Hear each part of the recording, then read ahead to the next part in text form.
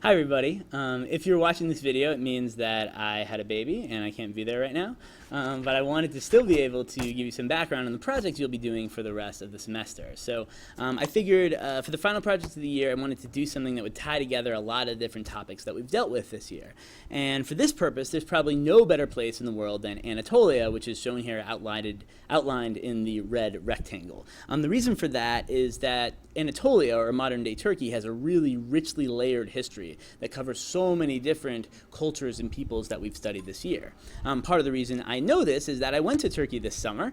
I spent 2 weeks traveling and learning about all of these things, and I actually made a video when I did it, and I think some of you might have even seen it. And that video included like a 3-minute thing going through like the really quick version of the history of Anatolia. And so what I will do is show that to you right now, as that gives you a broad foundation of why I say that this has such a richly layered history. Here we go. So that was the super fast version of the history of this region. And what you're going to be doing is making your own sort of virtual tour that covers in a little more depth the various steps in this process by looking at specific locations in various parts of Turkey that shed light on each of these phases of Anatolian history. So let me show you what that looks like. All right, so basically there's this thing called Tour Builder that's affiliated with Google Earth, and what it allows you to do is make a tour with a bunch of different stops, and the Google Earth will then like zoom in on the different spots in the tour, and when you get to each spot, it will allow you to kind of have a little text box which explains a little more about what's going on at that place, as well as some images that you can use. So for example, let's go to the first stop on this sample tour that I put together. This is Ephesus, which was a city that was colonized by the ancient Greeks. We can see that we're zooming in, and we can see the ancient ruins. The pin is in the Great Theater that you can see there, and sure enough, if you look at the picture on the left side, you can see me in the Great Theater of Ephesus, the kind of ground level view. Below that is something that you'll write about each stop on the tour. I only wrote a few sentences, but this would be 200 to 250 words that give some general background about the certain site and where it fits into the grander scheme of Anatolian history. So for example, in this case, you'd want to talk a little bit about the ancient Romans who eventually settled this and are responsible for most of the Ephesian ruins that we see here.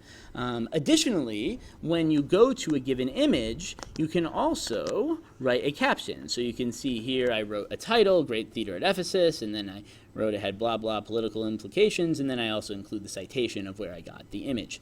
So this is the general format of any given stop, right? There'll be a place on Google Earth, there'll be some pictures, and there'll be a sort of write-up, a little essay on the general background of the location. Let's go to the next stop in this virtual tour. We're going to travel to Istanbul, to the Sultanahmet Mosque, otherwise known as the Blue Mosque.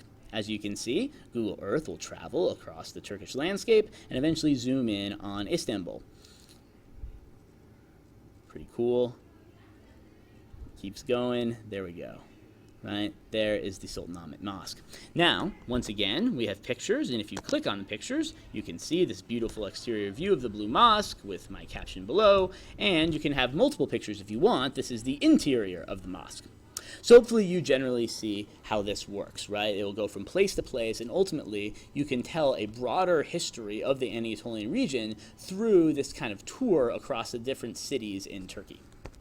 So now let's go through the logistics of how this is going to work. Basically, you're each in groups of 6 or 7, and the instructions documents you have in front of you have a list of all the different teams.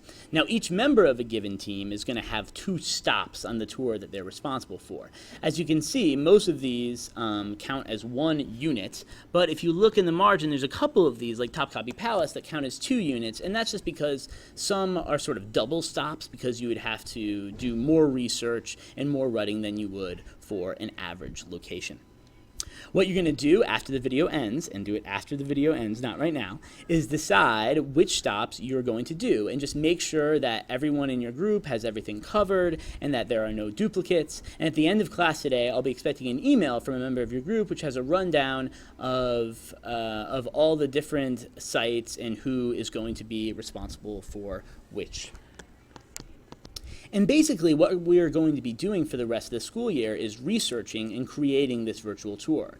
Basically all of the classes until Wednesday, May 20th, will be devoted to this, and ultimately the finalized virtual tour will be due at the end of Wednesday, May 20th, the end of school on Wednesday, May 20th. On Thursday, what we'll be doing in class for the final day of the year is watching someone else's virtual tour. So you'll get to see all of this in action and be able to see the big picture of all of the different sites on the tour. So now I'll hop right back on camera to make a couple of points about what I'm looking for in this, and the big words, what I'm looking for. So the key thing here is I want you to research both the general and the specific. So for example, let's take Topkapi Palace. It's the palace of the Ottoman Empire. Part of what you'll need to research is just get a little bit of information about the Ottoman Empire in general, because you want to be able to provide that general context.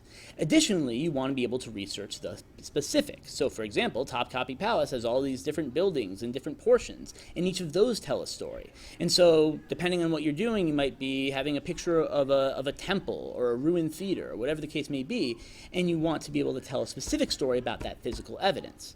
But importantly, you are not just telling specific data, right? You're not just saying, here's a bunch of random details about this place. You're trying to tell a story about historical significance. And that's something we've tried to do all year. Not just collect a lot of information, but interpret that information and talk about what is historically significant about it. And if you're having trouble doing this, remember SPICE that we talked about at the beginning of the year. Social, political, interaction with the environment, cultural, economic. These are the kind of implications that historians care about. So as you're researching, don't just consider, oh, how many steps did this theater have, or, you know, how many blocks of stone there were. That in itself isn't useful, but the larger story it tells about the people and the culture who built that item, that is interesting, and that's what I want you to focus on. All right, the last thing that I want to do is show you a little bit about the interface and the functionalities you'll use to create the Google tour. And what I'll say is, like most things, you'll learn best by doing, but I want to show you a little bit about how it works so that you can have a running start when you start using the technology. So you will go to tourbuilder.withgoogle.com. One thing to do is not use Chrome. I use Mozilla and it works well. Chrome, it just hasn't been updated, which is ironic since it is a Google product. In any case, so you'll use that URL, and when you get there, you will log in with your own account. This is the same Gmail account that you use for the linguistics project, and the virtual tour has already been shared with you, so you just need to go into this Gmail account and then start working on the tour that's already in your account. Once you get in there, you click on My Tours, and then when you click on My Tours, you will get to your virtual tour. Now, this is my account, so it has a bunch of different copies, but you can imagine that you probably only have one of these virtual tours waiting for you. It'll be called something like 8th Hour Anatolia Group 2 or whatever. When you get there, click Edit, and then you will be in the virtual tour and ready to create a new stop. And so what you can do to start is click this thing that says Add Location. You see the red circle that's calling your attention to it. When you add location, you're going to want to find a specific place. So let's say you're trying to find Ephesus, which is a city that was originally built in Greek times, though most of the ruins were built during the Roman period. Okay, so you search Ephesus, and you will find something near Ephesus, Turkey, probably. However, maybe it won't be the exact right thing. For example, in the case of Ephesus, the first thing it pulls up is actually an older Greek ruin, but it's not the main thing that people talk about when they talk about the ruins of Ephesus. As such, troubleshooting is to actually play with Google Earth a little bit and try to find your exact location. Now, if you've done some research on Ephesus, you'll know some of the sites that should be there. So one thing you could do is search for the Library of Celsus, and this takes you to the right place. You can see, for example, on this that it's spotted, that little pin is showing the Library of Celsus. And so no matter what your topic is, maybe the first place that it pulls up isn't the right place, but then you can do a little creative searching and you can find what you want. Once you are on the correct page, what you can do is find the exact zoom that you want Tour Builder to zoom to when it shows to the virtual tourist. So you can drag the pin around, you can zoom in, you can zoom out, and ultimately you see this thing in the top right that says lock this view. you can use that to make sure that every time the virtual tour loads, it will zoom to that exact image. And that's probably going to be what you want to do. So you just slide it around, zoom in, zoom out, find that exact right thing. Now you need to start building it. So one thing you want to do is create a location name. It might auto-populate something, but maybe you want to call it something else. Call it Ephesus, call it Topkapi Palace, whatever. The next thing you're going to do is create dates, and I want you to pick historical dates. In this case, I chose 133 BCE, which is when the area was conquered by the Romans, to 614 CE, which was the time when there was this big earthquake that destroyed a lot of Ephesus. Now, admittedly, it can be very hard to decide what the right dates are to pick, since these have been here for a very long time and they didn't completely disappear, but try to do something logical based on what you're doing. You know, if you're focusing on the Ottoman time period, maybe focus on the dates of the Ottoman Empire or something like that. Then, the big thing you'll do for any given stop is to write the main essay. And I put essay in quotes because this is only like 200 to 250 words. Or if you're doing a double stop, it would be 400 to 500 words. But it's not very much. And the main thing you'd want to do here is write some general background about the period we're dealing with. This is from the Roman period. The Romans controlled Anatolia from here to here, and stuff like that. And then you'll talk specifically about the stop on the tour. So say some things about Ephesus, the role Ephesus played in Roman society. It was the most populous city on the Anatolian coast, and so forth, right? And make sure, again, you're tying to things like spice, trying to focus on social, political, economic impact. Additionally, you have the ability to add pictures, and this allows you to supplement the kind of bird's eye view that Google Earth has with some ground level views that really help the virtual tourist kind of see what it's like to be on the ground in these places. So for example, for Ephesus, what you can do is go to the upload photos screen, and when you do, you can take pictures you find online. What I would say about that is use Wikimedia Commons. They have lots of great images, and I have some instructions on citation in the instructions document. Once you load it, you do have the option to add a caption here, but I want you to not do that because there is actually a better place once you leave the upload screen to upload captions, and it's back here. You click on that pencil over there, and once you click on the pencil, you can get to a screen like this where you can write in a title for the photo as along with the description. And if you read the instruction guide, there are some instructions on what you should write in that description field.